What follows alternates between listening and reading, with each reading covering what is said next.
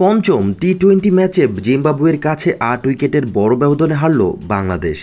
বাংলাদেশ জিম্বাবুয়ের ৫ ম্যাচের টি-20 সিরিজের প্রথম ৩ ম্যাচ অনুষ্ঠিত হয় চট্টগ্রামে। ওই ৩ ম্যাচে টানা জয়ে সিরিজ নিজেদের করে নেয় স্বাগতিকরা। মিরপুর ম্যাচের প্রথম পর্বেও জয়ের দেখা পায় বাংলাদেশ। এতে সিরিজের পঞ্চম ও শেষ ম্যাচ হোয়াইট ওয়াশের লজ্জার সামনে দাঁড়ায় সফরকারীরা। তবে ম্যাচটিতে টাইগারদের ৮ উইকেটের বড় ব্যবধানে হারিয়ে হোয়াইট ওয়াশ আটকাল জিম্বাবুয়ে। বাংলাদেশের করা ১৫৮ রানের লক্ষ্য ৯ বল ও ৮ উইকেট হাতে রেখেই টপকে যায় আফ্রিকার এই দলটি। এতে ৪-১-এ শেষ হয় টি-20 সিরিজ।